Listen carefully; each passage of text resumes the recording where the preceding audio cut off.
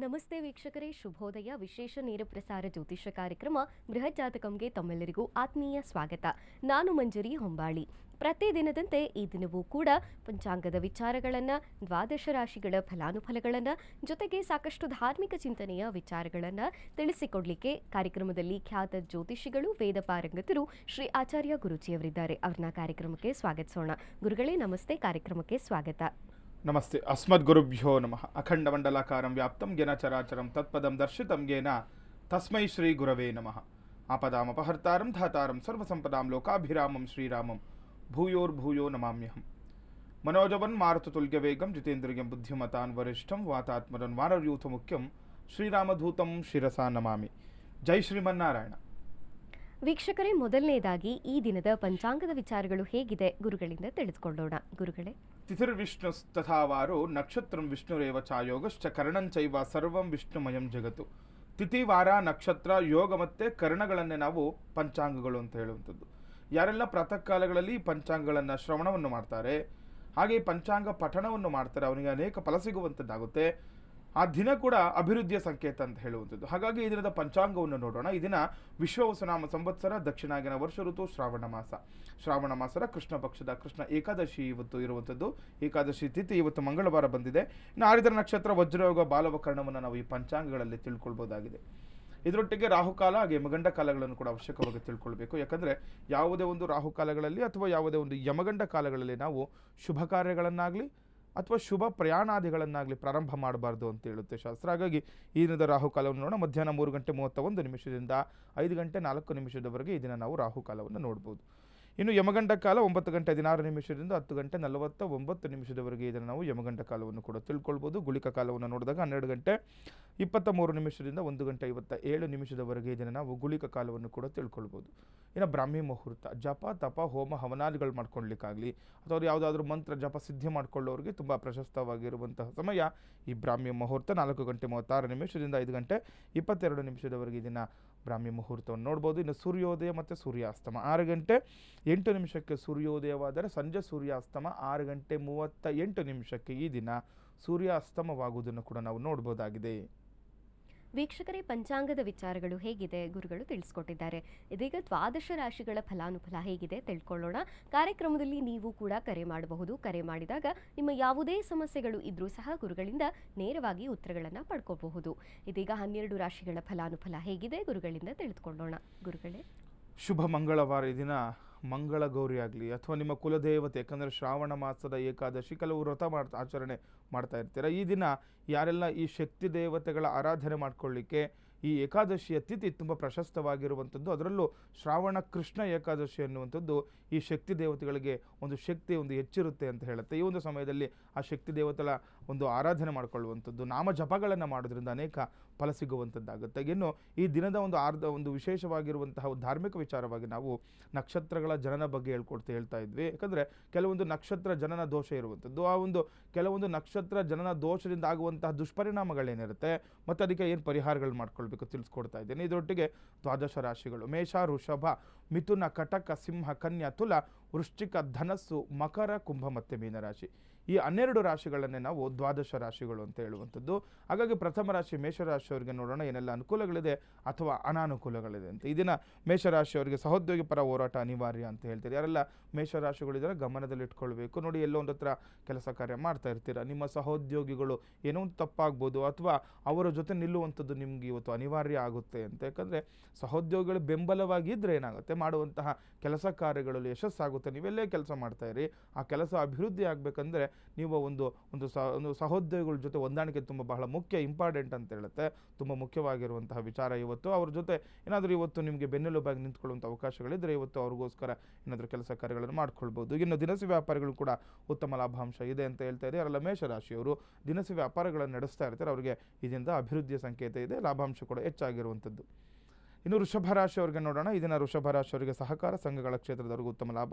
ಯಾರೆಲ್ಲ ವೃಷಭ ರಾಶಿಯವರು ಸಹಕಾರ ಸಂಘಗಳ ಒಂದು ಕೆಲಸ ಮಾಡ್ತಾ ಇರುವಂಥದ್ದು ಅಥವಾ ಕೆಲವರು ಸಹಕಾರ ಸಂಘಗಳು ನಡೆಸ್ತಾ ಇರ್ತಾರೆ, ಅವ್ರಿಗೆ ಉದ್ಯೋಗ ಕೂಡ ಲಾಭಾಂಶ ಹೆಚ್ಚಾಗಿರುವಂಥದ್ದಾಗುತ್ತೆ. ನಿರುದ್ಯೋಗಿಗಳಿಗೆ ಉತ್ತಮ ಅವಕಾಶಗಳು ಕೂಡ ಎದುರಾಗುವಂಥದ್ದಾಗುತ್ತೆ. ವೃಷಭ ರಾಶಿಯವರು ಯಾರೆಲ್ಲ ನಿರುದ್ಯೋಗಿಗಳು ಇರ್ತೀರ ನೋಡಿ, ಎಜುಕೇಷನ್ ಚೆನ್ನಾಗಿರುತ್ತೆ ಅಥವಾ ಯಾವುದೋ ಉದ್ಯೋಗ ಮಾಡುವಂತಹ ನಿಮಗೆ ಒಂದು ಯೋಗ್ಯತೆ ಇದ್ದರೂ ಕೂಡ ಕೆಲವೊಬ್ಬರಿಗೆ ಕೆಲವು ಉದ್ಯೋಗ ಅವಕಾಶಗಳು ಸಿಗ್ತಾ ಇರಲ್ಲ ಅಥವಾ ಏನೋ ಮನೇಲೇ ಇದ್ದು ಬಿಡ್ತೀರ. ಹಾಗಾಗಿ ಇವತ್ತು ಆ ಉದ್ಯೋಗಕ್ಕೆ ಸಂಬಂಧಪಟ್ಟಂತಹ ವಿಚಾರಗಳು ಮಂಗಳಕರವಾಗಿರುತ್ತೆ. ಮಂಗಳವಾರ ಆಗಿರೋದ್ರಿಂದ ನಿಮ್ಮ ಕುಲದೇವತೆಯ ಒಂದು ಪ್ರಾರ್ಥನೆ ಸಹಿತವಾಗಿ ಪ್ರಾರ್ಥನೆ ಮಾಡ್ಕೊಳ್ತಾ ಏನಾದರೂ ಯಾವುದಾದ್ರೂ ಉದ್ಯೋಗ ನಿಮಗೆ ಇಷ್ಟವಾಗಿರುವಂಥ ಕೆಲಸ ಕಾರ್ಯ ಸಿಗುವಂಥದ್ದಾಗುತ್ತೆ. ಇವತ್ತು ಅದರ ಕಡೆ ಸ್ವಲ್ಪ ಚಿಂತನೆ ಮಾಡುವಂಥದ್ದು, ಅದರ ಸಂಬಂಧಪಟ್ಟಂತಹ ಕೆಲಸ ಕಾರ್ಯಗಳನ್ನು ಮಾಡಿಕೊಳ್ಳಿ, ಅಭಿವೃದ್ಧಿ ಆಗುವಂಥದ್ದಾಗುತ್ತೆ ವೃಷಭ ರಾಶಿಯವರಿಗೆ.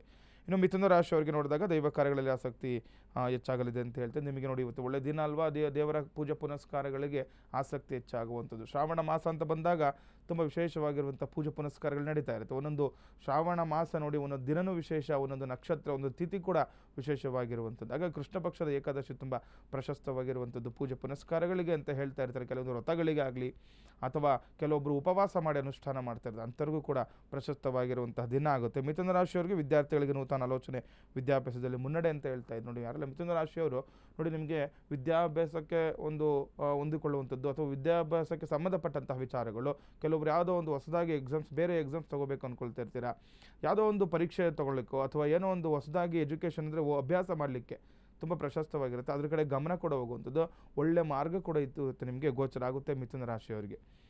ಇನ್ನು ಕರ್ಕಾಟಕ ರಾಶಿಯವರಿಗೆ ನೋಡಿದಾಗ ನಿರೀಕ್ಷಿತವಾಗಿ ಹಣಕಾಸು ಪಡೆದುಕೊಳ್ಳುವ ಅವಕಾಶಗಳಿದೆ ಅಂತ ಹೇಳ್ತಿದೆ. ಹಣದ ವಿಚಾರವಾಗಿ ಆರ್ಥಿಕ ಸಂಕಷ್ಟದಿಂದ ಇದನ್ನು ದೂರ ಆಗ್ತೀರಾ ಅಂತ ಯಾರು ಕರ್ಕಾಟಕ ರಾಶಿಯವರು. ಅನಿರೀಕ್ಷಿತವಾಗಿ ನಿಮಗೇನೋ ಗೊತ್ತಿರಲ್ಲ, ಆ ರೀತಿ ಒಂದು ಹಣ ಬಂದು ಕೈ ಸೇರುವಂತಹ ಒಂದು ನಿರೀಕ್ಷೆ ಇವತ್ತು ಇರುವಂಥದ್ದು. ಇನ್ನು ಆ ನೂತನ ವ್ಯಕ್ತಿಗಳ ಪರಿಚಯವಾಗಲಿರುವುದರಿಂದ ಮಾನಸಿಕ ನೆಮ್ಮದಿ ಕೂಡ ದೊರಕುವಂಥದ್ದು. ಯಾರೆಲ್ಲ ಕರ್ಕಾಟಕ ರಾಶಿಗಳಿದ್ದರೆ ನೋಡ್ಕೊಳ್ಬೇಕು, ಇವತ್ತು ಯಾವ ರೀತಿ ಯಾವ ಒಂದು ವಿಧವಾಗಿ ಆಗ್ಬೋದು, ಯಾರೋ ಹೊಸೊಬ್ಬರು ನಿಮಗೆ ಪರಿಚಯ ಆಗುವಂಥದ್ದಾಗುತ್ತೆ. ಆ ಪರಿಚಯದಿಂದ ಏನಾಗುತ್ತೆ, ಮಾನಸಿಕವಾಗಿ ನೆಮ್ಮದಿ ನೀವು ಕಂಡುಕೊಳ್ತೀರಂತ.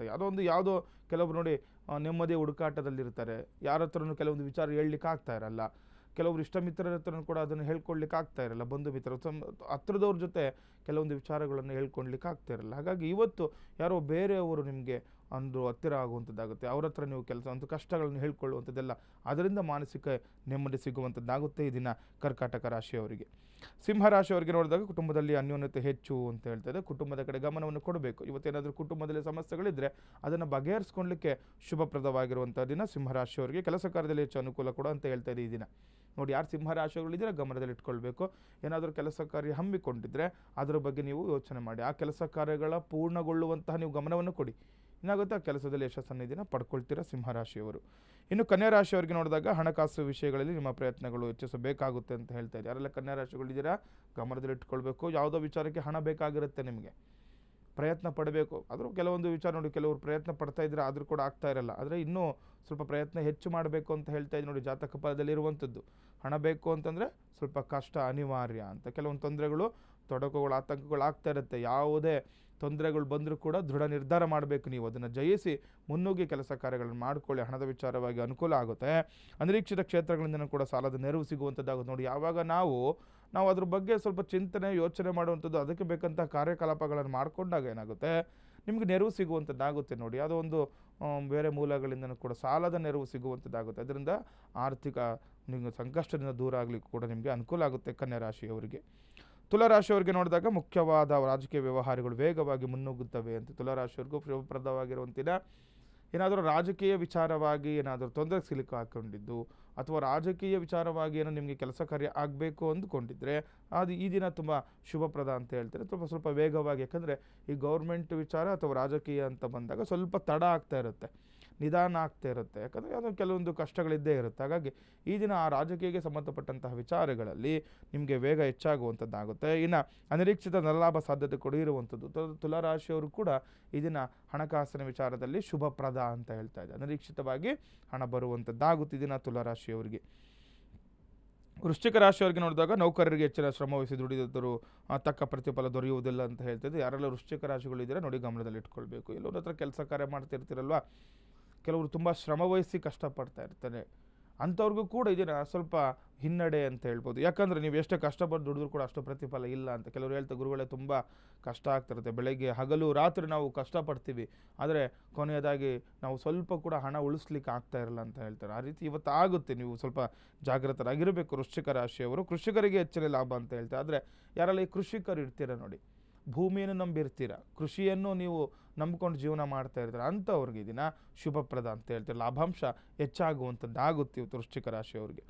ಧನುರಾಶಿಯವರಿಗೆ ನೋಡಿದಾಗ ಪ್ರಮುಖ ಕೆಲಸಗಳಲ್ಲಿ ಇಂದು ಧನಲಾಭ. ನೋಡಿ, ಧನುರಾಶಿಯವರಿಗೂ ಕೂಡ ಇವತ್ತು ಧನಾಗಮನದ ನಿರೀಕ್ಷೆ ಮಾಡ್ಬೋದು. ಯಾವುದೊಂದು ತುಂಬ ನಿಮ್ಗೆ ಇಷ್ಟವಾಗಿರುವಂಥ ಕೆಲಸ, ಪ್ರಮುಖ ಕೆಲಸ, ಅದನ್ನು ನಂಬ್ಕೊಂಡ್ಬಿಟ್ಟಿರ್ತೀರ, ಆ ಕೆಲಸದಿಂದ ಇವತ್ತು ಧನಾಗಮನದ ನಿರೀಕ್ಷೆ ಮಾಡ್ಬೋದು. ಇನ್ನು ಹೊಸ ಜವಾಬ್ದಾರಿಗಳು ದೊರೆಯುವ ಸಾಧ್ಯತೆ ಇದೆ ಅಂತ ಹೇಳ್ತಾ ಇದೆ. ಯಾವುದೋ ಒಂದು ಪ್ರಮುಖವಾಗಿರೋ ಕೆಲಸ ಯಶಸ್ವಿ ಆಯಿತು ಅಂತಂದರೆ ಧನಾಗಮನ ಆಗುತ್ತೆ, ಮತ್ತು ಹೊಸದ ನಿಮಗೆ ಕೆಲಸಗಳು ಬಂದು ಕೈ ಸೇರುವಂಥದ್ದು ಕೂಡ ಆಗುತ್ತೆ. ಧನುರಾಶಿಯವರಿಗೆ ಶುಭಪ್ರದವಾಗಿರೋ ದಿನ, ಅದನ್ನು ನೀವು ಈ ದಿನ ಉಪಯೋಗಿಸ್ಕೊಳ್ಬೇಕಾಗುತ್ತೆ. ಇನ್ನು ಮಕರ ರಾಶಿಯವರಿಗೆ ನೋಡಿದಾಗ ವ್ಯಾಪಾರದಲ್ಲಿ ಪ್ರಗತಿ. ಯಾರೆಲ್ಲ ಮಕರ ರಾಶಿಗಳಿದೆ ನೋಡಿ, ವ್ಯಾಪಾರದಲ್ಲಿ ಪ್ರಗತಿ ಆಗುತ್ತೆ, ಕಾಯಬೇಕು. ಕೆಲವೊಂದು ಮಕರ ರಾಶಿಯಿಂದ ಎರಡು ಮನಸ್ಸಿರುತ್ತೆ. ಅದೊಂದು ವ್ಯಾಪಾರ ಒಂದೇನೋ ಒಂದು ಸಮಯದಲ್ಲಿ ತಪ್ಪಾಗಿರ್ಬೋದು, ಅಥವಾ ಏನೋ ಕಷ್ಟ ಆಗಿರುತ್ತೆ, ವ್ಯಾಪಾರದಲ್ಲಿ ಲಾಸ್ ಆಗಿರ್ಬೋದು, ನಿಮಗೆ ಪ್ರಗತಿ ಕಾಣ್ತಾ ಇದೆ ನೋಡಿ. ಇಂದಿನಿಂದ ನಿಮಗೆ ಅನುಕೂಲಗಳು ಇರುವಂಥದ್ದು. ಕೌಟುಂಬಿಕ ಸಮಸ್ಯೆಗಳಿಗೆ ಪರಿಹಾರ ಕೂಡ ಕಂಡುಕೊಳ್ಳುವಿರಿ. ನೋಡಿ, ಕುಟುಂಬದಲ್ಲಿ ಯಾವುದೋ ಸಮಸ್ಯೆ, ಇವತ್ತು ಒಳ್ಳೆಯ ದಿನ, ಅದು ಪರಿಹಾರ ಸಿಗುತ್ತಂತೆ ನೋಡಿ. ಆದರೆ ನಾವೇನು ಮಾಡಿ, ಕೆಲವೊಂದು ಕೆಲಸಗಳನ್ನು ಮಾಡ್ಕೊಳ್ಬೇಕು. ಕುಟುಂಬದವರ ಜೊತೆ ಇರುವಂಥದ್ದು, ಕುಟುಂಬದಲ್ಲಿರುವಂತಹ ಭಿನ್ನಾಭಿಪ್ರಾಯನ ಹೋಗಲಾಡಿಸ್ಕೊಳ್ಳಿಕ್ಕೆ ತುಂಬ ಶುಭಪ್ರದವಾಗಿರುವಂತಹ ದಿನ ಮಕರ ರಾಶಿಯವರಿಗೆ. ಇನ್ನು ಕುಂಭರಾಶಿಯವರಿಗೆ ನೋಡಿದಾಗ ಮನೆಯ ವಿಷಯಗಳಲ್ಲಿ ಯಶಸ್ವಿಯಾಗಿ ನಿಭಾಯಿಸಲು ಒಳ್ಳೆಯ ಸಮಯ. ನೋಡಿ, ಯಾರೆಲ್ಲ ಕುಂಭರಾಶಿಗಳಿದ್ದೀರಾ, ಮನೆಯ ವಿಚಾರವಾಗಿ ಕೆಲವರು ನೋಡಿ ಏನೋ ಹೇಳ್ತಿರಲ್ಲ, ಈಗ ಹೊರಗಡೆ ತುಂಬ ಚೆನ್ನಾಗಿ ಕೆಲಸ ಮಾಡ್ತಿರ್ತಾರೆ, ಮನೆ ಕಡೆ ಗಮನನೇ ಕೊಡ್ತಾ ಇರಲ್ಲ. ಅಂಥವ್ರು ಯಾರೆಲ್ಲ ಇರ್ತೀರಾ, ಸ್ವಲ್ಪ ಮನೆ ಕಡೆ ಗಮನ ಕೊಡೋದು ತುಂಬ ಒಳ್ಳೆಯದು ಅಂತ ಹೇಳ್ತಾರೆ. ಯಾಕಂದರೆ ಅದರಿಂದ ಏನಾಗುತ್ತೆ, ಮನೆಯಲ್ಲಿ ಏನೇ ದೋಷಗಳು, ಏನೇ ಕಷ್ಟಗಳಿದ್ದರೂ ಕೂಡ ಅದರಲ್ಲಿ ನಿಭಾಯಿಸಲಿ ನೀವು ಯಶಸ್ವಿ ಆಗ್ತಾರೆ ಇವತ್ತು ಕುಂಭರಾಶಿಯವರು. ಇನ್ನು ಹಣಕಾಸು ವಿಚಾರದಲ್ಲಿ ಕೂಡ ಒಳ್ಳೆಯ ವಿಚಾರ ಅಂತ ನೋಡಿ. ಯಾವಾಗ ಮನೆಯಲ್ಲಿ ಸುಖ ಶಾಂತಿ ನೆಮ್ಮದಿ ಇರುತ್ತೆ, ಮನೆಯಲ್ಲಿ ಕೆಲಸ ಕಾರ್ಯಗಳು ಬೇಗ ಆಗುತ್ತೆ, ನೀನು ಎಲ್ಲ ವಿಚಾರದಲ್ಲೂ ನಿಮಗೆ ಅನುಕೂಲಗಳು ಆಗ್ಬಿಡುತ್ತೆ ಅಂತ. ಅದರಲ್ಲಿ ಹಣಕಾಸು ವಿಚಾರದಲ್ಲಿ ಕೂಡ ಕುಂಭರಾಶಿಗಳು ಶುಭಪ್ರದವಾಗಿದೆ ಇವತ್ತು. ಇನ್ನು ಕಡೆಯ ರಾಶಿ ಮೀನರಾಶಿಯವರಿಗೆ ನೋಡೋಣ. ಖರ್ಚುಗಳು ಇನ್ನಷ್ಟು ಹೆಚ್ಚಾಗುವ ಸಾಧ್ಯತೆ ಇರುವಂಥದ್ದು. ಖರ್ಚಿನ ಮೇಲೆ ಕಡಿವಾಣವನ್ನು ಅವಶ್ಯಕವಾಗಿ ಹಾಕಬೇಕು. ಯಾರು ಮೀನರಾಶಿಗಳಿದ್ದಾರೆ ನೋಡಿ, ಹಣ ಇದೆ ಅಂತೇಳಿ ನೀವು ದುಂದು ವೆಚ್ಚ ಮಾಡುವಂಥದ್ದು, ಹಣ ವ್ಯಯ ಮಾಡುವಂಥದ್ದು, ವೃಥಾ ಸುಮ್ಮನೆ ಹಣ ವ್ಯಯ ಮಾಡಿದ್ರೆ ಏನಾಗುತ್ತೆ, ಅದರಿಂದ ಮುಂದಿನ ದಿನಗಳಲ್ಲಿ ತೊಂದರೆಗಳನ್ನ ಅನುಭವಿಸಬೇಕು. ಪ್ರಯಾಣ ಯೋಗ ಇದೆ, ಮನೆಯಲ್ಲಿ ಕೌಟುಂಬಿಕ ನೆಮ್ಮದಿ ಕೂಡ ಇರುವಂಥದ್ದು. ಯಾರೆಲ್ಲ ಮೀನರಾಶಿಗಳಿದ್ದಾರೆ, ಎಲ್ಲಾದರೂ ಹೊರಗಡೆ ಹೋಗುವಂಥದ್ದು, ತೀರ್ಥಕ್ಷೇತ್ರಗಳೇನು, ಅಥವಾ ನಿಮಗೆ ಇಷ್ಟವಾಗಿರುವಂಥ ಪ್ರದೇಶಗಳಿಗೆ ಏನಾದರೂ ಹೋಗ್ಬೇಕು ಅಂದ್ಕೊಂಡಿದ್ರೆ ಇವತ್ತು ನೀವು ಹೋಗ್ಬೋದು. ಕುಟುಂಬದ ನೆಮ್ಮದಿ ವಾತಾವರಣ ಕೂಡ ಇವತ್ತು ನೀವು ಕಾಣ್ತೀರಾ ಮೀನರಾಶಿಯವರು. ವೀಕ್ಷಕರೇ, ಧಾರ್ಮಿಕ ಚಿಂತನೆಯ ವಿಚಾರದಲ್ಲಿ ನಿಮ್ಮ ನಕ್ಷತ್ರಗಳಿಗೆ ಅನುಗುಣವಾಗಿ ಯಾವೆಲ್ಲ ಪರಿಣಾಮಗಳು, ಜೊತೆಗೆ ಅದಕ್ಕೆ ಪರಿಹಾರಗಳೇನು ಗುರೂಜಿಯವರು ತಿಳಿಸ್ಕೊಡ್ತಾರೆ. ಗುರುಗಳೇ ನೋಡಿ, ಸಾಮಾನ್ಯವಾಗಿ ನಾವು ಹಿಂದಿನ ಸಂಚಿಕೆಯಲ್ಲಿ ಕೂಡ ಈ ನಕ್ಷತ್ರಗಳ ಜನನ ಕಾಲದಲ್ಲಿ ಆಗಿರುವಂತಹ ದುಷ್ಪರಿಣಾಮಗಳಿಂದ ಯಾವ ರೀತಿ ಅದನ್ನು ಪರಿಹಾರ ಮಾಡ್ಕೊಳ್ಬೇಕು ತಿಳಿಸ್ಕೊಡ್ತಾ ಇದ್ವಿ. ನೋಡಿ, ಇವತ್ತು ಈ ಆರಿದ್ರ ನಕ್ಷತ್ರ ಆಗಲಿ ಅಥವಾ ಈ ಸ್ವಾತಿ ನಕ್ಷತ್ರ ಮತ್ತು ಶತಭಿಷ ನಕ್ಷತ್ರ, ಈ ನಕ್ಷತ್ರದಲ್ಲಿ, ಈ ಮೂರು ನಕ್ಷತ್ರದಲ್ಲೇನಾದರೂ ಜನನವಾಗಿತ್ತು ಅಂತಂದರೆ ಏನೆಲ್ಲ ತೊಂದರೆಗಳನ್ನ ಎದುರಿಸಬೇಕು ಅಥವಾ ಏನು ಪರಿಹಾರಗಳಿದೆ ತಿಳ್ಕೊಳ್ಬೇಕಾಗುತ್ತೆ. ಯಾಕಂದರೆ ನೋಡಿ, ಒಂದೊಂದು ನಕ್ಷತ್ರಕ್ಕೂ ಕೂಡ ಒಂದೊಂದು ಗ್ರಹಗಳು ಅಧಿಪತಿ ಅಂತ ಹೇಳ್ತೇವೆ ನಾವು. ಹಾಗಾಗಿ ನಕ್ಷತ್ರ ಜನನ ಕಾಲದಲ್ಲಿ ಇರುವಂತಹ ನಕ್ಷತ್ರ ತುಂಬ ಬಹಳ ಪ್ರಮುಖವಾಗಿರುವಂಥದ್ದಾಗುತ್ತೆ ಯಾವುದೇ ವ್ಯಕ್ತಿಗಾದರೂ ಕೂಡ. ಯಾಕಂದರೆ ನಾವು ಸಾಮಾನ್ಯವಾಗಿ ಒಂದು ಜಾತಕ ನೋಡುವಾಗ ನಕ್ಷತ್ರಗಳನ್ನು ನೋಡೇ ಅವರ ಒಂದು ಜಾತಕ ನಿರ್ಣಯ ಮಾಡುವಂಥದ್ದು. ಇವಾಗಲೂ ಕೂಡ ನೋಡಿ, ಏನಾದರೂ ನೀವು ಮಗು ಜನನ ಆಯಿತು ಅಂತಂದರೆ, ಗುರುಗಳೇ ನಮ್ಮ ಮಗು ಯಾವ ನಕ್ಷತ್ರ ಇದೆ, ಯಾವ ಹೆಸರಿಡಬೇಕು, ಯಾವ ರಾಶಿ ಬರುತ್ತೆ, ಇದೆಲ್ಲ ಕೂಡ ನೀವು ತಿಳ್ಕೊಂಬಿಟ್ಟಿರ್ತೀರ. ಹಾಗಾಗಿ ಈ ಒಂದೊಂದು ನಕ್ಷತ್ರಗಳಿಗೂ ಕೂಡ 4 ಪಾದಗಳಿರುತ್ತೆ. ಅಂದರೆ ಒಂದು ನಕ್ಷತ್ರ ಬಂತು ಅಂದರೆ ನಕ್ಷತ್ರಕ್ಕೆ 4 ರೀತಿಯ ಒಂದು ಅಕ್ಷರಗಳು ಬರುತ್ತೆ ಮಗುಗೆ ಹೆಸರಿಡಲಿಕ್ಕೆ. ಅದೇ ರೀತಿಯೇ ಈ ನಕ್ಷತ್ರದಲ್ಲಿ ಏನಾದರೂ ಜನನವಾಗಿದ್ದು ಅವರೇನೆಲ್ಲ ತೊಂದರೆಗಳನ್ನು ಅನುಭವಿಸ್ಬೇಕು ಅಂತ ತಿಳ್ಕೊಳ್ಬೇಕು. ಯಾಕಂದರೆ ನೋಡಿ, ಇವಾಗ ಏನಾದರೂ ಮಗು ತುಂಬ ಹಠ ಮಾಡ್ತಾ ಇತ್ತು, ಅಥವಾ ಮಗು ತುಂಬ ಏನೋ ನಿಮಗೆ ಮನೆಯಲ್ಲಿ ಏನು ಊಟ ತಿಂತಾ ಇತ್ತು, ಏನೊಂದು ತುಂಬ ಒಂದು ಹಠ ಆಗ್ತಾ ಇತ್ತು ಅಂತಂದರೆ, ಈಗ ಹಿರಿಯರು ಹೇಳ್ತಾ ಇರ್ತಾರೆ ಅದು ಯಾವ ನಕ್ಷತ್ರದಲ್ಲಿ ಹುಟ್ಟುಬಿಡುತ್ತೆ ಮಗು ಅಂತ. ಯಾಕಂದರೆ ಆ ನಕ್ಷತ್ರಕ್ಕೆ ಅಷ್ಟು ಪ್ರಮುಖವಾಗಿರುವಂತಹ ಸ್ಥಾನ ಇದೆ ಅಂತ. ಯಾಕಂದರೆ ನಕ್ಷತ್ರ ಜನನ ಶಾಂತಿ ಅನ್ನುವಂಥದ್ದು ತುಂಬ ಪ್ರಮುಖವಾಗಿರುವಂಥ ಘಟ್ಟ. ಒಬ್ಬ ವ್ಯಕ್ತಿ ಜನನ ಆಯಿತು ಅಂತಂದರೆ, ಆ ಜನನ ಆಗಲಿ ಅಥವಾ ಮರಣ ಆಗಲಿ, ಈ ನಕ್ಷತ್ರ ಎಷ್ಟು ಇಂಪಾರ್ಟೆಂಟ್ ಅಂದರೆ ನೋಡಿ, ಮರಣ ಆದರೂ ಕೂಡ ನಕ್ಷತ್ರವನ್ನು ನೋಡ್ತಾರೆ. ಏನಾದರೂ ಈ ಧನಿಷ್ಠ ಪಂಚಕ 5 ನಕ್ಷತ್ರಗಳಿದೆ, ಈ ನಕ್ಷತ್ರದ ಏನಾದರೂ ಜನನ ಅಂದರೆ ಮರಣ ಆಯಿತು ಅಂದರೂ ಕೂಡ ಈ ಮನೆ ಬಿಡುವಂಥದ್ದು ಮಾಡ್ಕೊಳ್ಬೇಕು. ಅಲ್ಲಿ ತುಂಬ ಕಷ್ಟಗಳಾಗುತ್ತೆ, ಆ ಒಂದು ಪರಿಸರ ತುಂಬ ಕಷ್ಟ ಆಗುತ್ತೆ, ಮನೇಲಿ ಇರಲಿಕ್ಕಾಗಲ್ಲ, ಇದೆಲ್ಲ ಕೂಡ ಹೇಳ್ತಾ ಇರ್ತಾರೆ. 3 ತಿಂಗಳು, 9 ತಿಂಗಳು, 12 ತಿಂಗಳವರೆಗೂ ಕೂಡ ಮನೆ ಬಿಡುವಂತಹ ಒಂದು ಅವಕಾಶಗಳಿರುತ್ತೆ. ಹಾಗಾಗಿ ನಕ್ಷತ್ರ ಅನ್ನುವಂಥದ್ದು ತುಂಬ ಪ್ರಮುಖವಾಗಿರುವಂತಹ ವಿಚಾರ. ಈ ಒಂದು ಜನನ ಕಾಲದಲ್ಲಿ. ಹಾಗಾಗಿ ಯಾರು ಈ ಆರಿದ್ರ ಸ್ವಾತಿ ಹಾಗೂ ಶತಭಿಷ ನಕ್ಷತ್ರದಲ್ಲಿ ಜನನವಾಗಿರ್ತಾರೆ ಅವರು ಅವಶ್ಯಕವಾಗಿ ತಿಳ್ಕೊಳ್ಬೇಕು ರಾಹು ದಶೆಯಲ್ಲಿ ಅವರು ಜನನ ಆಗಿದೆ ಅಂತ. ರಾಹು ದಶೆ ಎನ್ನುವಂಥದ್ದು 18 ವರ್ಷಗಳ ಕಾಲ ಇರುತ್ತೆ. ಹುಟ್ಟಿನಿಂದ 18 ವರ್ಷಗಳ ಕಾಲ ಈ ಒಂದು ವ್ಯಕ್ತಿಗೆ, ಈ ಒಂದು ಮನುಷ್ಯನಿದ್ರೆ ಯಾವುದೊಂದು ಮಗು ಜನನ ಆದರೂ ಕೂಡ ಈ ಮಗುವಿಗೆ ಗಂಡಾಗಲಿ ಹೆಣ್ಣಾಗಲಿ 18 ವರ್ಷಗಳ ಕಾಲ ಈ ರಾಹು ದಶೆ ಅಂತ.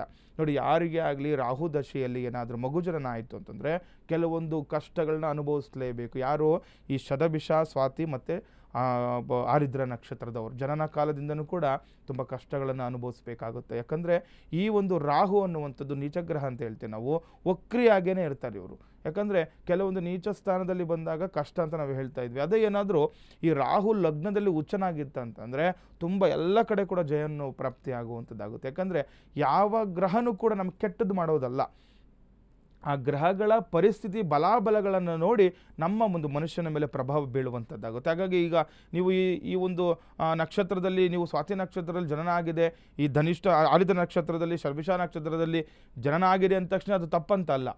ಆ ನಿಮ್ಮ ಲಗ್ನದಲ್ಲಿ ಏನಾದರೂ ರಾಹುಗ್ರಹ ಉಚ್ಚ ಸ್ಥಾನದಲ್ಲಿ ಇದ್ದ ಅಂತಂದರೆ ಎಲ್ಲ ಕಡೆ ಇದರಲ್ಲೂ ಕೂಡ ನಿಮಗೆ ಜಯ ಆಗುವಂಥದ್ದಾಗುತ್ತೆ, ಎಲ್ಲದರಲ್ಲೂ ಕೂಡ ಅಭಿವೃದ್ಧಿ ಆಗುತ್ತೆ. 18 ವರ್ಷಗಳ ಕಾಲ ಯಾರಿಗೆ ಮನೆಯಲ್ಲಿ ಮಗು ಜನನ ಆಗುತ್ತೆ ಈ ನಕ್ಷತ್ರದಲ್ಲಿ ಎಲ್ಲ ವಿಚಾರದಲ್ಲಿ ನೋಡಿ, ಮಗು ಆದ ತಕ್ಷಣ ನಾನು ತುಂಬ ಚೆನ್ನಾಗದೆ ಅಂತ ಹೇಳ್ತಾರಲ್ವ, ಆ ರೀತಿಯೆಲ್ಲ ಆಗ್ಬಿಡುತ್ತೆ. ಯಾರೇ ಆಗಲಿ ತಲೆ ಕೆಡಿಸ್ಕೊಂಥ ಅವಶ್ಯಕತೆ ಇಲ್ಲ. ಆದರೆ ರಾಹುಗ್ರಹ ಅಂತ ಬಂದಾಗ ಕೆಲವೊಂದು ಅಶುಭ ಗ್ರಹಗಳು ಅಂತ ನಾವು ಹೇಳ್ತೀವಿ. ಆ ರೀತಿ ಇರುವಂತಹ ಈ ರಾಹುಗೆ ಸಂಬಂಧಪಟ್ಟಂತಹ 18 ವರ್ಷಗಳ ಕಡೆ ಇರುವಂತಹ ರಾಹು ಏನು ಮಾಡ್ತಾನೆ, ಕೆಲವೊಂದು ವಿಚಾರದಲ್ಲಿ ಬಾಹುಬಲವನ್ನು ಕೂಡ ಹೆಚ್ಚಿಸ್ತಾನಂತೆ. ಅಂದರೆ ನೀಚ ಸ್ಥಾನದಲ್ಲಿ ಬಂದರೆ ಬಾಹುಬಲವನ್ನು ಕುಗ್ಗಿಸ್ತಾನಂತೆ. ನೋಡಿ, ಮನುಷ್ಯನಿಗೆ ಬಲ ಬೇಕು, ಏನಾಗುತ್ತೆ ಬಲವನ್ನು ಕಟ್ ಮಾಡಿಬಿಡ್ತಾನೆ. ಈಗ ಮನೇಲಿ ಯಾರೋ ತುಂಬ ಬಲವಾಗಿರ್ತಾರೆ, ಮನೆಗೆ ಯಾರೋ ಒಬ್ಬರು ಆಧಾರವಾಗಿರ್ತಾರೆ, ಈ ನಕ್ಷತ್ರ ಜನನ ಆದ ತಕ್ಷಣ ಅವರು ಒಂದು ಮರಣ ಹೊಂದುವಂಥದ್ದು ಅಥವಾ ಅವ್ರಿಗೇನಾದರೂ ತೊಂದರೆಗಳಾಗುವಂಥದ್ದು, ಇದೆಲ್ಲವೂ ಕೂಡ ನೀವು ಅವಶ್ಯಕವಾಗಿ ತಿಳ್ಕೊಳ್ಬೇಕು. ಅದಕ್ಕೋಸ್ಕರನೇ ಒಂದು ನಕ್ಷತ್ರ ಮಗು ಜನನ ಆದರೆ ಅವಶ್ಯಕವಾಗಿ ನೀವು ಯಾರಾದರೂ ಒಂದು ಪುರೋಹಿತರನ್ನು ಅಥವಾ ಜ್ಯೋತಿಷಿಗಳ ಹತ್ರ ನೀವು ಜಾತಕ ತೋರಿಸುವಂಥದ್ದು. ಯಾಕಂದರೆ ಆ ಒಂದು ಮಗುವಿನ ಜನ್ಮ ದಿನಾಂಕ ಅಥವಾ ಜನ್ಮ ಸಮಯಕ್ಕೆ ಯಾವ ಒಂದು ಗ್ರಹಗಳು ಒಂದು ಗ್ರಹಚಾರ ಫಲ ಇದೆ, ಯಾವ ನಕ್ಷತ್ರ ಬರುತ್ತೆ, ಯಾವ ಹೆಸರಿಡಬೇಕು, ಎಲ್ಲವನ್ನೂ ಕೂಡ ನೀವು ಅವಶ್ಯಕವಾಗಿ ತಿಳ್ಕೊಳ್ಬೇಕಾಗುತ್ತೆ. ಯಾಕೆಂದರೆ ಯಾರಿಗೆ ನೀವು ತೋರಿಸಿದ್ರು ಕೂಡ ಅವ್ರು ಹೇಳ್ತಾರೆ ಈ ರೀತಿ ನಕ್ಷತ್ರದಲ್ಲಿ ಜನನ ಆಗಿದೆ, ಈ ನಕ್ಷತ್ರಕ್ಕೆ ಈ ರೀತಿ ಕೆಲವೊಂದು ಬರುವಂತಹ ತೊಂದರೆಗಳನ್ನು ನೀವು ಪರಿಹಾರ ಮಾಡಿಕೊಳ್ಬೇಕು ಅಂತ. ಹಾಗಾಗಿ ಯಾರು ಈ ಶತಭಿಷ ಅಥವಾ ಆರಿದ್ರ ಸ್ವಾತಿ ನಕ್ಷತ್ರ ಜನನ ಆಗಿರ್ತೀರಾ, ಈ ಏನಾದರೂ ಈ ರಾಹು ಗ್ರಹಕ್ಕೆ ಸಂಬಂಧಪಟ್ಟಂಥದ್ದು ನೋಡಿ, ರಾಹುಗೆ ನಾವು ಉದ್ದಿನ ಕಾಳನ್ನು ನೋಡ್ತೀವಿ. ಈ ಉದ್ದಿನ ಕಾಳನ್ನು ದಾನ ಮಾಡೋದ್ರಿಂದ ಅಥವಾ ರಾಹು ಮಂತ್ರ ಜಪ ಮಾಡುವುದರಿಂದ ಈ ಬರುವಂತಹ ಸಮಸ್ಯೆಗಳನ್ನು ನೋಡಿ, ಎಲ್ಲೋ ಒಂದು ಹತ್ರ ಯಾವುದೋ ಒಂದು ಕೋರ್ಟ್ ಕಚೇರಿ ವ್ಯಾಜ್ಯಗಳಾಗ್ಬಿಟ್ಟಿರುತ್ತೆ. ಈ ಮಗು ಜನನ ಆದಮೇಲೆ ಅದು ನಿಮ್ಮ ಕಡೆ ಆಗುವಂಥದ್ದಾಗುತ್ತೆ. ಏನಾದರೂ ಉಚ್ಚ ರಾಹುಗ್ರಹ ಜನನ ಕಾಲದಲ್ಲಿ ರಾಹುದಶೆ ಇದ್ದು ಅದು ಉಚ್ಚ ಸ್ಥಾನದಲ್ಲಿ ಏನಾದರೂ ಇದ್ದ ಅಂತಂದರೆ ತುಂಬ ವಿಶೇಷವಾದ ಫಲಗಳು ಸಿಗುವಂಥದ್ದಾಗುತ್ತೆ. ಇನ್ನು ಈ ರಾಹು ದಶೆ ಆದಮೇಲೆ ಏನಾದರೂ ಬೃಹಸ್ಪತಿ ದಶೆ, ಈಗ ಆರಿದ್ರ ನಕ್ಷತ್ರ ಅಥವಾ ಸ್ವಾತಿ ಶತಭಿಷ ನಕ್ಷತ್ರ ನಿಮ್ಮ 18 ವರ್ಷಗಳ ಕಾಲ, ಈಗ ಯಾರು ಆರಿದ್ರ ಅಥವಾ ಸ್ವಾತಿ ಈ ಶತಭಿಷ ನಕ್ಷತ್ರದಲ್ಲಿ 17 ತುಂಬಿ 18ಕ್ಕೆ ಕಾಲಿಡ್ತಾ ಇರ್ತೀರಾ, ಈ ಒಂದು ಸಮಯದಲ್ಲಿ ಏನು ಮಾಡಬೇಕು, ರಾಹು ಬೃಹಸ್ಪತಿ ಸಂಧಿ ಶಾಂತಿ ಅಂತ ಮಾಡ್ಕೊಳ್ಬೇಕು. ಯಾಕಂದರೆ ಒಳ್ಳೆ ಎಜುಕೇಷನ್ ಸಂದರ್ಭ ಇದು. ಬೃಹಸ್ಪತಿ ಗ್ರಹ ನಿಮಗೆ ಮುಂದಿನ ರಾಹು ದಶೆ ಮುಗೀತಂದರೆ ನಿಮಗೆ ಬೃಹಸ್ಪತಿ ದಶ ಪ್ರಾರಂಭ ಆಗುತ್ತೆ. ಬೃಹಸ್ಪತಿಯಲ್ಲಿ ಎಜುಕೇಷನ್ ತುಂಬ ಇಂಪಾರ್ಟೆಂಟ್ ಅಂತ ಹೇಳ್ತಾರೆ. ಈ ನಕ್ಷತ್ರದ ಜನನ ಆಗಿರೋರಿಗೆ ಒಳ್ಳೆ 18 ಅಂತಂದರೆ ಈಗ ಒಳ್ಳೆ ಕಾಲೇಜ್ಗೆ ಹೋಗೋ ಟೈಮ್ಗಳಿದೆಲ್ಲ. ಈ ಸಂದರ್ಭದಲ್ಲಿ ಒಳ್ಳೆ ಎಜುಕೇಷನ್, ನೀವು ಒಂದು ಕಡೆ ಯಾವುದೋ ಎಜುಕೇಷನ್ ಮಾಡಬೇಕು ಅಂತ ನೋಡ್ತಾ ಇರ್ತೀರಾ, ಅಥವಾ ಯಾವುದೋ ಉನ್ನತ ಮಟ್ಟಕ್ಕೆ ಒಂದು ಅಭ್ಯಾಸಗಳು ಮಾಡಬೇಕು ಅಂತ ನೋಡ್ಕೊಳ್ತಾ ಇರ್ತೀರಾ. ಅದರಿಂದ ಏನಾಗುತ್ತೆ, ಈ ರಾಹು ಬೃಹಸ್ಪತಿ ಸಂಧಿ ಅಂತಂದರೆ ರಾಹು ಒಂದು ದಶೆ ಮುಗಿದು ಈ ಬೃಹಸ್ಪತಿ ದಶೆ ಪ್ರಾರಂಭ ಆಗುವಂಥದ್ದು. ಏನಿದು ದಶೆ ಅಂತ ತಿಳ್ಕೊಳ್ಬೇಕು. ನಾವು ಹೇಳಿದ್ವಿ ಈಗ ರಾಹು ದಶೆ ಬಂದು 18 ವರ್ಷಗಳ ಕಾಲ, ಈ ಗುರು ದಶೆ ಬೃಹಸ್ಪತಿ ದಶೆ ಬಂದು 16 ವರ್ಷಗಳ ಕಾಲ ಇರುತ್ತೆ. ಹುಟ್ಟಿನಿಂದ ಇರುವಂಥದ್ದು ಇದೆಲ್ಲ. ಇದು ಯಾರೇ ಆಗಲಿ, ಯಾರೇ ಈ ನಕ್ಷತ್ರ ಜನರಿಗಾದರೂ ಇದೆಲ್ಲರಿಗೂ ಕೂಡ ಇದೇ ರೀತಿ ಇರುತ್ತೆ. ನೀವೇನು ಮಾಡ್ಕೊಳ್ಬೇಕು, ರಾಹು ಬೃಹಸ್ಪತಿ ಸಂಧಿ ಶಾಂತಿಯನ್ನು ಅವಶ್ಯಕವಾಗಿ ಮಾಡ್ಕೊಳ್ಬೇಕಾಗುತ್ತೆ ನೀವು. ಯಾಕಂದರೆ ಈ ರಾಹು ಬೃಹಸ್ಪತಿ ಸಂಧಿ ಶಾಂತಿ ಮಾಡ್ಕೊಂಡಿಲ್ಲ ಅಂತಂದರೆ ಎಜುಕೇಷನ್ ಮೇಲೆ ಒತ್ತಡ ಬೀಳುತ್ತೆ. ನೋಡಿ, ಈಗ ಈ ಕಾಲೇಜ್ವರೆಗೂ ತುಂಬ ಚೆನ್ನಾಗಿ ಓದ್ಕೊಂಡ್ಬಿಟ್ಟಿರ್ತಾರೆ ಮಕ್ಕಳು, ಒಳ್ಳೆ ಅಂಕಗಳು ಬಂದಿರುತ್ತೆ. ಆದರೆ ಕಾಲೇಜ್ಗೆ ಹೋದ್ಮೇಲೆ ತೊಂದರೆ ಆಗ್ಬಿಡುತ್ತೆ. ನೋಡಿ, ಏನು ಓದೋದಿಲ್ಲ, ತುಂಬ ಕಷ್ಟ ಆಗ್ಬಿಡುತ್ತೆ, ಅವ್ರಿಗೆ ಓದಲಿಕ್ಕೆ ಮನಸ್ಸಿರಲ್ಲ, ತುಂಬ ಹಾಳಾಗ್ಬಿಡೋದು, ಸ್ನೇಹಿತರ ಜೊತೆ ಸೇರಿ ಹಾಳಾಗುವಂಥದ್ದು, ಅಥವಾ ಎಜುಕೇಷನ್ ಮಾಡಲಿಕ್ಕೇ ಕೂಡ ಆಗ್ತಾ ಇರಲ್ಲ. ಹಾಗಾಗಿ ಯಾರು ಈ ಒಂದು ನಕ್ಷತ್ರಗಳಲ್ಲಿ ಜನನ ಆಗಿದ್ದಾರೆ ನೋಡ್ಕೊಳ್ಬೇಕು. ಆರಿದ್ರ ಸ್ವಾತಿ ಮತ್ತು ಶತಭಿಷ ನಕ್ಷತ್ರ, ಈ ನಕ್ಷತ್ರದಲ್ಲಿ ಜನನ ಆಗಿರುವಂತಹವರು ಇವಾಗ 18 ವರ್ಷದ ಏನಾದರೂ ಆಗ್ತಾ ಇತ್ತು ಅಂತಂದರೆ ಈ ಸಮಯದಲ್ಲಿ ರಾಹು ಬೃಹಸ್ಪತಿ ನೀವೊಂದು ಜಾತಕವನ್ನು ನೋಡ್ಕೊಳ್ಬೇಕು. ಇವಾಗ ಏನಾದರೂ ನಿಮ್ಮದು ರಾಹು ದಶೆ ಮುಗಿದು ಬೃಹಸ್ಪತಿ ದಶೆ ಏನಾದರೂ ಪ್ರಾರಂಭ ಆಗ್ತಾ ಇತ್ತು ಅಂತಂದರೆ ನೀವು ಅವಶ್ಯಕವಾಗಿ ರಾಹು ಬೃಹಸ್ಪತಿ ಸಂಧಿ ಶಾಂತಿಯನ್ನು ನೀವು ಮಾಡ್ಕೊಳ್ಬೇಕಾಗತ್ತೆ. ಇದರಿಂದ ಏನಾಗುತ್ತೆ, ನಿಮಗೆ ಮುಂದಿನ ವಿದ್ಯಾಭ್ಯಾಸದಲ್ಲಿ ಅನುಕೂಲ ಆಗುವಂಥದ್ದು, ಆ ಗುರುಬಲ ಸಿಗುವಂಥದ್ದು. ನೋಡಿ, ಗುರು ದಶೆ ಇದ್ದರೂ ಕೂಡ ಗುರುಬಲ ಇಲ್ಲ ಅಂತ ಯಾಕೆ? ಈಗ ನೀಚ ಗ್ರಹ ರಾಹು ಗ್ರಹದ ದೃಷ್ಟಿ ಇತ್ತು ಅಥವಾ ರಾಹು ಗ್ರಹದ ನಿಮ್ಗೆ ಏನಾದರೂ ತೊಂದರೆಗಳು ಅಂತ ಇತ್ತು ಅಂತಂದರೆ ಏನಾಗುತ್ತೆ, ನೀವು ಏನು ಮಾಡ್ಲಿಕ್ಕೆ ಕೂಡ ಆಗ್ತಿರಲ್ಲ, ಮನಸ್ಸೇ ಬರಲ್ಲ, ಮಾನಸಿಕವಾಗಿ ಕುಗ್ಗಿ ಹೋಗ್ತೀರಾ, ಯಾವುದೋ ಈಗ ಕಾಲೇಜ್ಗೆ ಹೋಗಬೇಕು ಅನ್ಸೋದಿಲ್ಲ, ಆ ರೀತಿ ಆಗ್ಬಿಡುತ್ತೆ. ಮತ್ತೇನಾಗುತ್ತೆ, ತುಂಬ ಗೊಂದಲ ಆಗಿಬಿಡುತ್ತೆ, ಚಂಚಲ ಮನಸ್ಥಿತಿಗೆ ಬಂದುಬಿಡ್ತೀರಾ. ಯಾಕಂದರೆ ಈಗ ರಾಹು ಬೃಹಸ್ಪತಿ ಸಂಧಿ ಶಾಂತಿ ನೀವು ಮಾಡ್ಕೊಂಡಿಲ್ಲ ಅಂತಂದರೆ ಏನಾಗುತ್ತೆ, ಮಾನಸಿಕವಾಗಿ ಕುಗ್ಗಿ ಹೋಗುವಂಥದ್ದು, ಅಥವಾ ಮನಸ್ಸಿಗೆ ನಿಮ್ಗೆ ಬರಲ್ಲ. ಈಗ ಕಾಲೇಜ್ಗೆ ಹೋಗ್ಬೇಕಂದ್ರೆ ಆಗಲ್ಲ, ಅಥವಾ ಯಾವುದೋ ಒಂದು ಏನಾದ್ರು ಎಕ್ಸಾಮ್ಸ್ ತೊಗೋಬೇಕಂದ್ರೆ ಅದು ನೆನಪಾಗೋದೇ ಇಲ್ಲ. ಅಂದರೆ ಎಕ್ಸಾಮ್ಸಲ್ಲಿ ತುಂಬ ತೊಂದರೆಗಳಾಗ್ಬಿಡುತ್ತೆ, ಮಾರ್ಕ್ಸ್ ಎಲ್ಲ ಕಡಿಮೆ ಆಗುವಂಥದ್ದಾಗುತ್ತೆ, ಕಾಲೇಜ್ಗೆ ಹೋಗ್ಬೇಕಂದ್ರೇ ಆಗಲ್ಲ. ಈ ರೀತಿ ಏನಾದರೂ ಮನಸ್ಥಿತಿ ನಿಮ್ಗೆ ಏನಾದರೂ ಬಂತು ಅಂತಂದರೆ ಅವಶ್ಯಕವಾಗಿ ಶತಭಿಷ ನಕ್ಷತ್ರ ಆಗಲಿ, ಆರಿದ್ರ ನಕ್ಷತ್ರ ಆಗಲಿ, ಸ್ವಾತಿ ನಕ್ಷತ್ರದ ಯಾರು ಜನನ ಆಗಿದ್ದೀರಾ ನೀವು ಅವಶ್ಯಕವಾಗಿ ಹಿಂಗೆ ಈ ರಾಹು ಬೃಹಸ್ಪತಿ ಸಂಧಿ ಶಾಂತಿಯನ್ನು ಮಾಡಿಸ್ಕೊಳ್ಬೇಕು. ನೀವು ಯಾರಾದರೂ ನಿಮ್ಗೆ ಅಕ್ಕಪಕ್ಕದ ಪುರೋಹಿತರು ಏನಾದರೂ ಹೋದರೆ ನಿಮಗೆ ಅಲ್ಲಿ ಹೇಳ್ತಾರೆ, ನಿಮ್ಗೆ ರಾಹು ಬೃಹಸ್ಪತಿ ಸಂಧಿ ಶಾಂತಿ ತುಂಬ ಅವಶ್ಯಕವಾಗಿರುತ್ತೆ. ಮನೆಯಲ್ಲೇ ಮಾಡ್ಕೊಳ್ಳುವಂತಹ ಸರಳ ಶಾಂತಿಗಳು ಇವೆಲ್ಲ. ಇದನ್ನೆಲ್ಲ ಮಾಡಿಕೊಂಡ್ರೆ ಏನಾಗುತ್ತೆ, ನಿಮ್ಮ ಇರುವಂತಹ ಗ್ರಹದೋಷಗಳೆಲ್ಲವೂ ಕೂಡ ಕಡಿಮೆ ಆಗಿ ಏನಾಗುತ್ತೆ, ಮುಂದಿನ ದಿನಗಳು ಅಭಿವೃದ್ಧಿ ಆಗುವಂಥದ್ದಾಗುತ್ತೆ. ಎಜುಕೇಷನಲ್ಲಿ ಮುಂದೆ ಹೋಗಲಿಕ್ಕೆ ನೋಡಿ, ಎಲ್ಲೋ ಹೊರದೇಶಕ್ಕೆ ಹೋಗಬೇಕು ಅಂತ ಅಂದ್ಕೊಳ್ತಾ ಇರ್ತಾರೆ ಓದಲಿಕ್ಕೆ. ಇವಾಗ ಇಲ್ಲೇನೋ ಕಾಲೇಜ್ ಮುಗಿಸ್ಕೊಂಡು ಈಗ BA BCom ಮಾಡ್ಕೊಂಡು ಹೊರಗಡೆ ದೇಶಕ್ಕೆ ಹೋಗಬೇಕು ಅಂದ್ಕೊಳ್ತಾ ಇರ್ತೀರಾ, ಅಥವಾ ಏನೋ ನೀವು PUC ಮಾಡ್ಕೊಂಡು ಹೋಗಬೇಕು ಅಂದ್ಕೊಳ್ತಾ ಇರ್ತೀರಾ. ಈ ರೀತಿ ಇರುವಂತಹ ಯಾರು ಇದ್ದೀರಾ, ನಿಮ್ಗೆ ಏನಾದರೂ ಅಲ್ಲಿ ಹೋಗ್ಲಿಕ್ಕೆ ಆಗ್ತಾ ಇಲ್ಲ, ಮನಸ್ಸು ಕೊಡ್ತಾ ಇಲ್ಲ, ಯಾವುದೊಂದು ಅಡ್ಡಿಗಳು ಬರ್ತಾ ಇದೆ, ಏನೋ ತೊಂದರೆ, ಯಾವುದೋ ವಿಚಾರದಲ್ಲಿ ತೊಂದರೆ, ಚೆನ್ನಾಗಿ ಓದ್ತಾ ಇರ್ತಾರೆ ಮಕ್ಕಳು, ಮನೇಲಿ ಅವ್ರಿಗೆ ಓದಿಸ್ಲಿಕ್ಕೆ ಆಗ್ತಾರಲ್ಲ, ಆ ರೀತಿ ತೊಂದರೆ, ಅಥವಾ ಮನೇಲಿ ಓದಿಸೋಕೆ ಅವ್ರ ಶಕ್ತಿ ಇದ್ದರೂ ಕೂಡ ಮಕ್ಕಳಲ್ಲಿ ಆಸಕ್ತಿ ಕಡಿಮೆ ಆಗಿಬಿಡುತ್ತೆ. ಈ ರೀತಿ ಏನಾದರೂ ಆಯಿತು ಅಂತಂದರೆ ಅವಶ್ಯಕವಾಗಿ ಈ ಸಂಧಿ ಶಾಂತಿಗಳನ್ನು ಮಾಡ್ಕೊಳ್ಬೇಕು. ಮತ್ತು ರಾಹು ಶಾಂತಿ, ಯಾರು ಈ ನಕ್ಷತ್ರದಲ್ಲಿ ಜನನ ಆಗಿದ್ದೀರಾ, ಸ್ವಾತಿ ನಕ್ಷತ್ರ, ಆರಿದ್ರ ಮತ್ತು ಶತಭಿಷ ನಕ್ಷತ್ರದಲ್ಲಿ ಜನನ ಆಗಿದ್ದಾರೆ, ನೀವು ಅವಶ್ಯಕವಾಗಿ ಈ ಒಂದು ರಾಹುವಿಗೆ ಸಂಬಂಧಪಟ್ಟಂತಹ 18 ವರ್ಷಗಳ ಕಾಲ ಇರುವಂತಹ ರಾಹುವಿಗೆ ಸಂಬಂಧಪಟ್ಟಂತಹ ನೀವು ಪರಿಹಾರಗಳನ್ನು ಮಾಡ್ಕೊಳ್ಬೇಕು. ಇದರಿಂದ ತುಂಬ ಶುಭಪ್ರದ ಅಂತ ಹೇಳುತ್ತೆ ಶಾಸ್ತ್ರದಲ್ಲಿ. ಗುರುಗಳೇನು ಇದಕ್ಕೆ ಸರಳ ಪರಿಹಾರ, ಸರಳ ಮಂತ್ರಗಳೇನಾದ್ರು ಇದೆಯಾ, ಸೂಚಿಸಬಹುದಾ? ನೋಡಿ, ತುಂಬ ವಿಶೇಷವಾಗಿರೋದು ಓಂ ರಾಹುವೇ ನಮಃ ಅನ್ನೋ ಮಂತ್ರದಿಂದ ಕೂಡ ನೀವು ಈಗ ರಾಹು ಮತ್ತು ಈಗ ಯಾರು ಎಜುಕೇಷನ್ ಮುಂದೆ ಹೋಗಬೇಕು ಅಂತಂದರೆ ಓಂ ಗುರವೇ ನಮಃ, ಓಂ ಗಂ ಗುರುವೇ ನಮಃ ಅಥವಾ ಓಂ ರಾಹುವೇ ನಮಃ, ಇವೆರಡು ಮಂತ್ರಗಳನ್ನು ನೀವು ಮನೆಯಲ್ಲಿ ದಿನನಿತ್ಯವೂ ಕೂಡ ನೋಡಿ, ದಿನನಿತ್ಯವೂ ಕೂಡ ಒಂದು 3 ನಿಮಿಷಗಳ ಕಾಲ ಅಷ್ಟೇ, ಇದು 108 ಬಾರಿ ನೀವು ಜಪ ಮಾಡಿಕೊಂಡ್ರೆ ನಿಮಗೆಲ್ಲವೂ ಕೂಡ ಪರಿಹಾರ ಆಗುವಂಥದ್ದಾಗುತ್ತೆ. ಇದ್ರ ಜೊತೆಗೆ ಈಗ ರಾಹುಗೆ ಮತ್ತು ಈ ಬೃಹಸ್ಪತಿಗೆ ಸಂಬಂಧಪಟ್ಟ ಧಾನ್ಯಗಳಿಂದ ದಾನ ಮಾಡೋದ್ರಿಂದ ಕೂಡ ನಿಮಗೆ ಫಲ ಸಿಗುವಂಥದ್ದಾಗುತ್ತೆ. ಗುರುಗಳೇ, ಈ ಮಂತ್ರಗಳನ್ನ ಎಷ್ಟು ಬಾರಿ ಹೇಳಬೇಕು, ಮತ್ತೆ ಯಾರ ಪರವಾಗಿ ಇನ್ನೊಬ್ರು ಹೇಳಿದ್ರೆ ಪರವಾಗಿಲ್ವಾ, ಹೇಗಿರುತ್ತೆ? ನೋಡಿ, ಆ ಥರ ಏನೂ ಇಲ್ಲ. ನೋಡಿ, ಕೆಲವೊಂದು ನವಗ್ರಹ ಮಂತ್ರ ಜಪಗಳನ್ನು ಅವರೇ ಮಾಡಬೇಕು. ಈಗ ಕೆಲವೊಂದು ಮೃತ್ಯುಂಜಯ ಪೂಜೆ ಮಾಡಿದಾಗ ನಾವು ಬೇರೆ ಹತ್ರ ಮಾಡಿಸೋದಿದೆ, ಯಾಕಂದರೆ ಯಾರೋ ಒಬ್ಬರು ಬೆಡ್ಡಲ್ಲಿ ಇರ್ತಾರೆ, ಅವ್ರು ಮಾಡ್ಲಿಕ್ಕಾಗಲ್ಲ, ಅಂಥ ವಿಚಾರದಲ್ಲಿ ಮಾಡ್ತಾರೆ. ಬಿಟ್ಟರೆ ಈ ನವಗ್ರಹಗಳ ಶಾಂತಿ ಎಜುಕೇಷನ್ ಮುಂದೆ ಹೋಗ್ಬೇಕಂದ್ರೆ ಇವರೇ ಮಾಡಬೇಕು. ಯಾರೋ ತಂದೆ ತಾಯಿ ಹತ್ರ ಮಾಡಿಸೋದು ಅಥವಾ ಬೇರೆಯವ್ರ ಹತ್ರ ಮಾಡಿಸಿದ್ರೆ ಯಾವುದೇ ಫಲ ಸಿಗಲ್ಲ. ಹಾಗಾಗಿ ಈ ರಾಹು ಮಂತ್ರ ಓಂ ರಾಹುವೇ ನಮಃ ಅಥವಾ ಗುರು ಮಂತ್ರ ಓಂ ಗಂ ಗುರುವೇ ನಮಃ, ಇಷ್ಟೇ ನೋಡಿ. ಇದು ಎರಡು ಒಂದು ಮಂತ್ರವನ್ನು ನೀವು ಜಪ ಮಾಡ್ತಾ ಇದ್ರೆ ಸ್ವಾತಿ ನಕ್ಷತ್ರ, ಆರಿದ್ರ ನಕ್ಷತ್ರದವರು, ಶತಭಿಷ ನಕ್ಷತ್ರ, ಈ ನಕ್ಷತ್ರದವ್ರಿಗೆ ಎಜುಕೇಷನಲ್ಲಿ ಮುಂದೆ ಹೋಗ್ಲಿಕ್ಕೆ ತುಂಬ ಆಗುತ್ತೆ, ಮತ್ತು ತುಂಬ ಅವರಿಗೆ ಮಾನಸಿಕವಾಗಿ ಕೂಡ ಅನುಕೂಲ ಆಗುತ್ತೆ ಅಂತ ಹೇಳುತ್ತೆ ಶಾಸ್ತ್ರ. ಗುರುಗಳೇ, ಒಂದು ಕರೆ ಸಿದ್ಧವಾಗಿದೆ, ನೋಡೋಣ. ನಮಸ್ಕಾರ, ನಿಮ್ಮ ಹೆಸರು? ನಮಸ್ಕಾರ, ಚಂದ್ರಗೌಡರು ಕಾಸರಳ್ಳಿ ಮೇಡಮ್. ಯಾರ ಬಗ್ಗೆ ಕೇಳಬೇಕಿತ್ತು ಸರ್? ನಮ್ಮ ಬಗ್ಗೆ, ನಮ್ಮ ಜಮೀನ್ ಬಗ್ಗೆ ಒಂದು 12 ಎಕರೆ ಜಮೀನ್ ಐತ್ರಿ, ಸರ್ವೆ ನಂಬರ್ 78. ಹಾ, ಅದರಲ್ಲಿ ಬೋರ್ ನೀರೇ ಬೀಳ್ತಾ ಇಲ್ರಿ. ಕವಡೆ ಶಾಸ್ತ್ರದ ಮೂಲಕ ನೀವು ಗುರುಗಳಿಂದ ಉತ್ತರವನ್ನ ಪಡಿಬಹುದು. ನೇರವಾಗಿ ಗುರುಗಳ ಜೊತೆ ಮಾತನಾಡಿ. 10 ಬೋರ್ ಆದವರಿಗೆ. ಹಲೋ, ನಮಸ್ತೆ. ನಿಮ್ಮ ಹೆಸರು? ಚಂದ್ರಗೌಡರು ಕಾಸರಳ್ಳಿ, ಸೊರಬ ತಾಲೂಕ್ರಿ. ಓಕೆ, ನಿಮ್ಮ ಮನೆ ದೇವ್ರು ಯಾವ್ದಿದೆ? ಮನೆ ದೇವ್ರು ಬಸವಣ್ಣನ್ರಿ. ಬಸವಣ್ಣ ಹತ್ರ ಹೋಗ್ಬಿಟ್ಟು ನೋಡಿ, ಏನಾಗಿಲ್ಲ. ಕೆಲವೊಂದು ಈಗ 10 ಸಾರಿ ನೀವು ಬೋರ್ ಹಾಕಿದ್ರು ನಿಮ್ಗೆ ಫೇಲ್ ಆಗ್ಬಿಟ್ಟಿದ್ಯಾ? ಹೌದ್ರಿ. ಈಗ ನೋಡಿ, ಏನೋ ಒಳ್ಳೆ ಫಲಗಳು ಸಿಗುತ್ತೆ. ನೀವು ಏನು ಹೆಸರು ಹೇಳಿದ್ರೆ ನಿಮ್ದು? ಚಂದ್ರಗೌಡ್ರಿ. ಒಂದ್ಸರಿ ನೀವು ಒಂದು ಕೆಲಸ ಮಾಡಿ, ನಿಮ್ಮ ಮನೆ ದೇವ್ರು ಹೋಗ್ಬಿಟ್ಟು ಅಲ್ಲಿ ನೀರು ತಗೊಂಡ್ಬಂದು ತೀರ್ಥ ತಗೊಂಡ್ಬರ್ಬೇಕು ಮನೆ ದೇವಸ್ಥಾನದಿಂದ.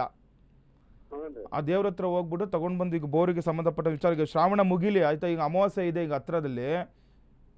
ಈ ಅಮಾವಾಸ್ಯೆ ಆದ್ಮೇಲೆ ಗಣಪತಿ ಹಬ್ಬ ಎಲ್ಲ ಆದ್ಮೇಲೆ ನೀವು ಒಂದ್ಸರಿ ಅದು ಬೋರಿಗೆ ನೀವು ಸಂಬಂಧಪಟ್ಟಂತ ವಿಚಾರಗಳಲ್ಲಿ ನೀವು ಒಂದು ಕೆಲಸಗಳು ಮಾಡ್ಕೊಳ್ಳಿ, ಅನುಕೂಲ ಆಗುತ್ತೆ. ಗಣಪತಿ ಹಬ್ಬ ಕೂಡ ಆಗಬೇಕು, ಈಗ ಭಾದ್ರಪದ ಶುಕ್ಲ ಪಕ್ಷ ಎಲ್ಲ ಮುಗಿಲಿ. ಇದಾದ್ಮೇಲೆ ನೀವೇನು ಮಾಡ್ಕೊಳ್ಳಿ, ಒಂದ್ಸರಿ ಮನೆದೇವ್ರಿಗೆ ಹೋಗಿ ಬನ್ನಿ. ಗಣಪತಿ ಇಲ್ಲ ಗೌರಿ ಹಬ್ಬ ಆದಮೇಲೆ ನೀವು ಒಂದ್ಸರಿ ಮನೆದೇವ್ರಿಗೆ ಹೋಗ್ಬನ್ನಿ, ಅಲ್ಲಿಂದ ಸ್ವಲ್ಪ ನೀರು ತೊಗೊಂಬನ್ನಿ, ತೀರ್ಥ ತೊಗೊಂಬಂದು ಹಾಕಿ ನೀವು ಬೋರ್ ಕೊಡಿಸಿ, ನಿಮಗೆ ಅವಶ್ಯಕವಾಗಿ ಯಾವುದೇ ರೀತಿಯ ತೊಂದರೆಗಳಿಂದ ದೂರ ಆಗ್ತೀರಾ.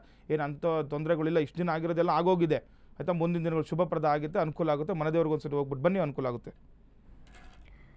ವೀಕ್ಷಕರೇ, ನೀವು ಕೂಡ ಕರೆ ಮಾಡಬಹುದು. ನಿಮ್ಮ ಯಾವುದೇ ಸಮಸ್ಯೆಗಳು ಇದ್ರೂ ಸಹ ಗುರುಗಳಿಂದ ನೇರವಾಗಿ ಉತ್ತರವನ್ನು ಪಡೆಯಬಹುದಾಗಿದೆ. ಸ್ಕ್ರೀನ್ ಮೇಲೆ ಕಾಣ್ತಿರುವಂತಹ ಗುರೂಜಿಯವರ ಸಂಖ್ಯೆಗೆ ನೇರವಾಗಿ ಕರೆ ಮಾಡಿ ಒಂದು ಅಪಾಯಿಂಟ್ಮೆಂಟನ್ನು ಫಿಕ್ಸ್ ಮಾಡಿಕೊಂಡು ಗುರುಗಳನ್ನು ನೇರವಾಗಿ ಅವರ ಕಚೇರಿಯಲ್ಲಿ ಭೇಟಿ ಮಾಡಿ ಸರಳ ಪರಿಹಾರಗಳನ್ನು ಕಂಡುಕೊಳ್ಬಹುದಾಗಿದೆ. ವೀಕ್ಷಕರೇ, ಇವತ್ತು ಪಂಚಾಂಗದ ವಿಚಾರಗಳನ್ನು, ದ್ವಾದಶ ರಾಶಿಗಳ ಫಲಾನುಫಲಗಳನ್ನು, ಜೊತೆಗೆ ಸಾಕಷ್ಟು ಧಾರ್ಮಿಕ ಚಿಂತನೆಯ ವಿಚಾರಗಳನ್ನು ಗುರುಗಳು ತಿಳಿಸಿಕೊಟ್ಟಿದ್ದಾರೆ. ಗುರುಗಳೇ, ಧನ್ಯವಾದಗಳು. ಲೋಕ ಸಮಸ್ತ ಸುಖಿನೋ ಭವಂತು, ಸಮಸ್ತ ಸನ್ಮಂಗಲಾನಿ ಭವಂತು. ಶ್ರೀಮತೆ ರಾಮಾನುಜಾಯ ನಮಃ. ವೀಕ್ಷಕರೇ, ಇದಾಗಿತ್ತು ಈ ಹೊತ್ತಿನ ವಿಶೇಷ ನೇರಪ್ರಸಾರ ಜ್ಯೋತಿಷ ಕಾರ್ಯಕ್ರಮ ಬೃಹತ್ ಜಾತಕಂ. ಮತ್ತೆ ಮುಂದಿನ ಸಂಚಿಕೆಯಲ್ಲಿ ಭೇಟಿಯಾಗೋಣ. ನೋಡ್ತಾ ಇರಿ ಅಶ್ವವೇಗ ಸುದ್ದಿವಾಹಿನಿ. ಇದು ಸತ್ಯಾನ್ವೇಷಣೆಯ ಓಟದಲ್ಲಿ.